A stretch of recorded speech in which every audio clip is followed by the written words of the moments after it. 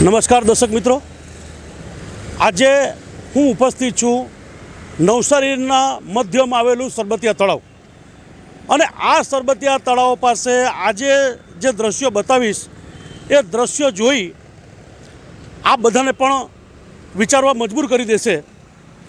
આ સરબતિયા તળાવનું જે બ્યુટિફિકેશન હતું એ આજથી 5 થી 7 વર્ષ પહેલાં બ્યુટિફિકેશન કરવામાં આવ્યું હતું।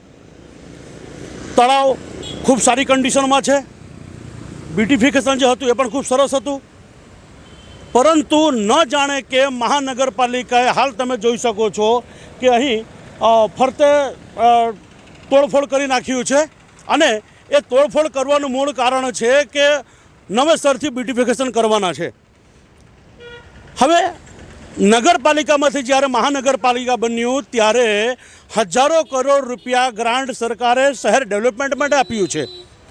તો ડેવલપમેન્ટ માટે ખરેખર જે વિસ્તારોમાં રોડની અસુવિધા છે, પાણીની અસુવિધા છે, તેવી બાબતોમાં આ ફંડને વાપરવું જોઈએ। પરંતુ આપણે જોઈ શકીએ છીએ કે ગઈકાલે જ આપણે જોયું નવસારીમાં એક શૌચાલયનો મુદ્દો જે હતો મ્યુનિસિપલ ગ્રાઉન્ડની અંદર કે સારું હવે શૌચાલયને તોડીને નવું શૌચાલય બાંધવાનું જે લોકોએ શરૂઆત કરી, જો કે એની બી જરૂર ના હતી। એ જ રીતે બ્યુટિફિકેશન માટે જે તળાવને હાલ જે બાઉન્ડ્રી તોડવામાં આવી છે તેને પણ તોડવાની કશું જરૂર ના હતી, છતાં એને તોડવામાં આવ્યું છે અને નવું બ્યુટિફિકેશન કરવામાં આવશે। તો ક્યાંય ને ક્યાંક જે પ્રજાનો પૈસો છે, જે પ્રજાના ટેક્સથી જે સરકાર ચાલે છે અને શહેરના વિકાસ માટે જે ગ્રાન્ટ આવે છે એનો દુર્વ્યવહાર થતો હોય એ સ્પષ્ટ આ ચિત્ર જોતાં લાગી રહ્યું છે। ત્યારે આ બાબતમાં આપણી સાથે શહેરના જાગૃત નાગરિકો આપણી સાથે ઉપસ્થિત છે, એમની પાસે આપણે જાણીશું કે આ સમગ્ર બાબતને એ કઈ રીતે જુએ છે। નમસ્કાર, આપનું સ્વાગત છે। શું નામ છે આપનું? કનુભાઈ સુખડિયા। આ જે તળાવ છે સરબતિયા તળાવ જે શહેરના બરાબર મધ્યમાં આવ્યું છે અને હાલ એનું બ્યુટિફિકેશન કરવાની કામગીરી ફરીથી શરૂઆત કરવાના છે અને એને જે ફરતે આખું કમ્પાઉન્ડ તોડવામાં આવે છે એ બાબતમાં તમારું શું કહેવાનું છે? તદ્દન ખોટું પગલું છે અને આવા પગલાં કોણ કરે? દિલ્હીથી દૌલતાબાદ જે કરતા હતા ને તે રીતે અહીંયા આજથી 5-7 વર્ષ પહેલાં મને ખબર છે ત્યાં સુધી આ લાખો રૂપિયાનો ખર્ચ કરી અને પ્રજાના પૈસા અહીંયા ઉપયોગ કર્યો છે, એ સદુપયોગ કર્યો હતો।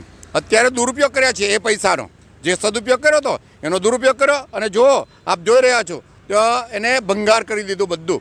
તો એ જવાબદારી કોની? અને ભંગાર કરીને હવે શું કરવા માંગો છો? નવા હમણાં જ આ થાંભલા, લાઇટના થાંભલા જે નાખ્યા ને તે હમણાં નાખેલા છે, આજે એનો બ્લોક નાખ્યા છે તે પણ નવા નાખ્યા છે।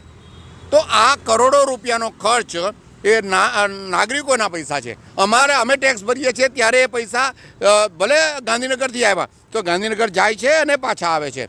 એટલા માટે અત્યારે સૌથી વધારે તો એ દુઃખની વાત છે કે આ પાણી સ્વચ્છ પાણી છે, વરસાદી પાણી છે, એ કદા પણ બગડે નહીં, કદાપી એ બગડે જ નહીં। તો શા માટે એ પાણી ઉલેચવામાં આવી રહ્યા છે?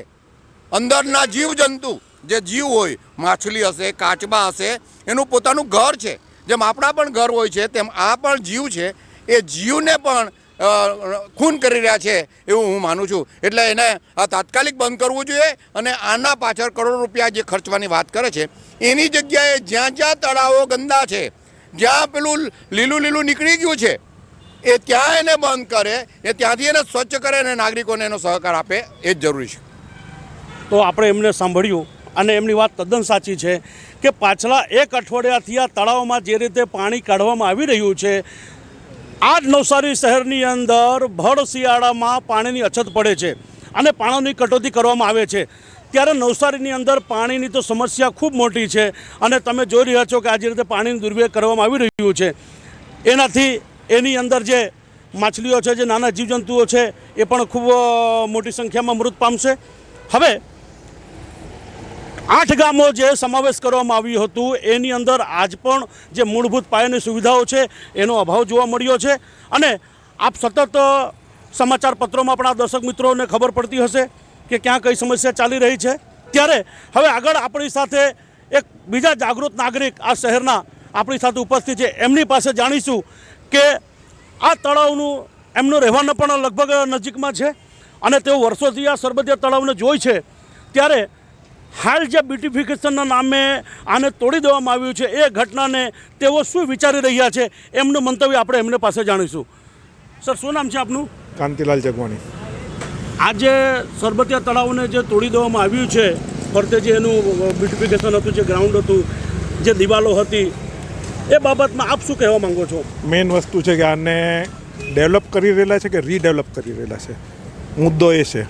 આમાંથી એ લોકો ઉપરનો આ બધું કાઢી શકતા હતા ને એને પાછી બીજી જગ્યાએ લગાવી શકતા હતા ને એને રીડેવલપ કરી શકતા હતા. આ તો આખો જ ખર્ચો ઉપરના જે એ લોકો બ્લોક્સ નાખ્યા તે બ્લોક્સ વ્યવસ્થિત નાખીને કાઢીને બીજી જગ્યાએ નાખી શકતા હતા, તેનો બી એ લોકોએ કચુંબર કરી નાખ્યું. એટલે કોઈ વસ્તુ કામ લાગે નહીં. બરાબર. બીજી વસ્તુ કે આને વ્યવસ્થિત હતું, એકદમ પરફેક્ટ હતું. રોજના 8 થી 10 રાઉન્ડ મારતો હતો, બધું બંધ. બરાબર. હવે જવું તો કાં જવું? આ બાજુ આ લોકો આ બાજુ ખોદવા માંડેલું છે ને અહીંયા તમે ફેમિલી સાથે લૂંઝું કે ફરી નહીં શકો, કારણ કે બધા તાગીને જ બેઠેલા હોય. એટલે એ ફરવાની એ તો જગ્યા છે જ નહીં. મૂળ જગ્યા આથી વ્યવસ્થિત ફેમિલી સાથે તમે ફરી શકો તેની કચ્ચરધાણ કાઢી નાખેલું છે. ને આ બ્લોક્સનું હકીકતમાં દરેક બ્લોક પાછા વપરાતે પણ એ લોકો તોડીને ભૂકો કરી નાખેલો છે.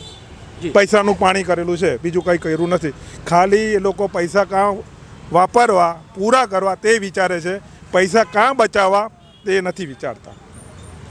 તો આપણે એમને સાંભળ્યું. એ ભાઈ રોજ અહીંયા વોક કરવા માટે આવે છે, સવાર સાંજ અહીં રાઉન્ડ મારે છે, અને એમણે કીધું કે ક્યાંય કોઈ ત્રુટિ ન હતી, એકદમ સારી કન્ડિશન હતી.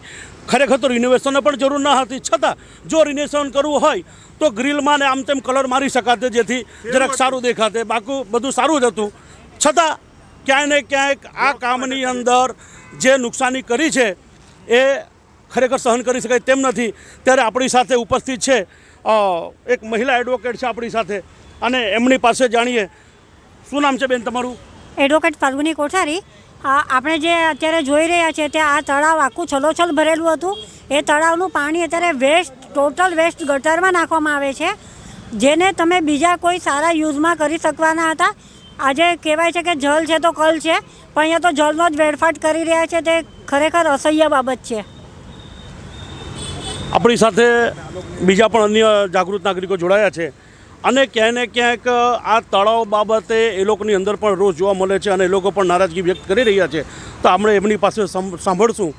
શું નામ છે ભાઈ તમારું? મારું નામ પિયુષ ઢીમર છે. આ જ્યારે સરબતિયા તળાવનું બ્યુટિફિકેશનનું કામ 2019માં નવસારી નગરપાલિકાથી ત્યારે કરવામાં આવ્યું હતું. લગભગ 2.5 કરોડના ખર્ચે એ કામ કરવામાં આવ્યું હતું. ત્યારે હું પોતે સુધરાઈ સભ્ય હતો. આ જ્યારે ઉનાળો હોય ને નેરનું રોટેશન, પાણી બંધ હોય, ત્યારે મારા પ્રસ્તાવ હેઠળ તળાવ જોડાણ કરવાનું એક અભિયાન પણ કરવામાં આવ્યું. તેના અનુસાર હેઠળ નવસારી નગરપાલિકા દ્વારા 5 કરોડ રૂપિયાના ખર્ચે દુધિયા તળાવ, તાટા તળાવ, સરબતિયું તળાવને એકત્રીકરણ કરવાનું કામ પણ કર્યું હતું. પરંતુ યોગ્ય નિર્દેશ કે યોગ્ય કાર્યપદ્ધતિથી કામ ન કરવાના કારણે આખી યોજના કોરંબે ગઈ હતી. એટલે કહી શકું કે ત્યારના એ 5 કરોડ રૂપિયા જતન બંદરમાં જ નીકળી ગયા. અને જો આ તળાવ બ્યુટિફિકેશનની જો વાત કરવામાં આવે તો આ બ્યુટિફિકેશનની કોઈ જરૂરત ન હતી. તળાવ સારું જ હતું. તળાવની આજુબાજુ ફરતે જે સુખ સુવિધાઓ હતી સારી જ હતી. પરંતુ અહીં નવસારી મહાનગરપાલિકા બની પછી કંઈક અહીંના અધિકારીઓનો અંદાજ જ આખો બદલાઈ ગયો છે. રામકી ચીડિયા, રામકા કેટ, ખાવો ચીડિયા, ભરભર પેટ, એવા એ જે ઉક્તિ છે તેને સાર્થક કરી રહ્યા હોય, અને અહીં શહેરને જે સમયે અંગ્રેજો લૂંટતા હતા તે જ રીતે લૂંટી રહ્યા હોય એવું હાલના તબક્કે દેખાઈ રહ્યું છે. આપણી સાથે અન્ય આગેવાન છે અનુભાઈ. અનુભાઈ, આ સમગ્ર ઘટનાને આપ કઈ રીતે જોઈ રહ્યા છો, અને આપનું શું કહેવું છે? મારું કહેવું તો એ જ છે કે ગરીબોના પેટ પર લાતો મારતા છે આ લોકો. આ કામ કરવાની કોઈ જરૂર નહીં હતી. તળાવ સારો જ હતો, બધું જ સારું હતું. અહીંયા કેટલી દુકાનો લાગતી હતી, કેટલાના પેટ ભરતા હતા, બધાની રોજીરોટી બી ગઈ છે. અને આ લોકો પોતાની મરજીનું જ બધું કરતા છે. ત્યારે એક વાત ચોક્કસ છે કે મહાનગરપાલિકા બની અને મહાનગરપાલિકા બનતાની સાથે શહેરના વિકાસ માટે જે ફાળો આવ્યો છે, જે ગ્રાન્ટ મળ્યું છે, એ ગ્રાન્ટનો સદુપયોગ થવું જોઈએ. એ ગ્રાન્ટને પૂરું કરવા માટે એવું ના હોય કે તમે જે કલર મારો, એક જ કલરને 3 મહિનામાં 2 વાર કલર મારો, વર્ષમાં તમે 4 વાર રોડ બનાવો. બરાબર છે. જ્યાં પાણીની અસુવિધા છે ત્યાં તમે હજુ પણ નવસારીને મધુર જળ યોજના જે છે એ અધૂરું છે. તો આ જે ગ્રાન્ટ છે એ ગ્રાન્ટને મધુર જળ યોજનામાં સક્સેસ કરવા માટે ફાળવવું જોઈએ. અને ત્યારબાદ જ્યાં જે તળાવોમાં બ્યુટિફિકેશન બાકી છે, જે તળાવોમાં ગંદકી છે તેની ગંદકી સાફ થાય, તેને બ્યુટિફિકેશન કરો, એવા જગ્યામાં આ ભંડોળને યુઝ કરવાની જરૂર છે. ના કે જે વસ્તુ સારી હોય અને જે સુવિધાજનક હોય તેને તોડીને તમે બનાવો, એનો કોઈ અર્થ રહેતો નથી. અજીતસિંહ ઠાકુર, સત્ય અહિંસા ન્યૂઝ, નવસારી.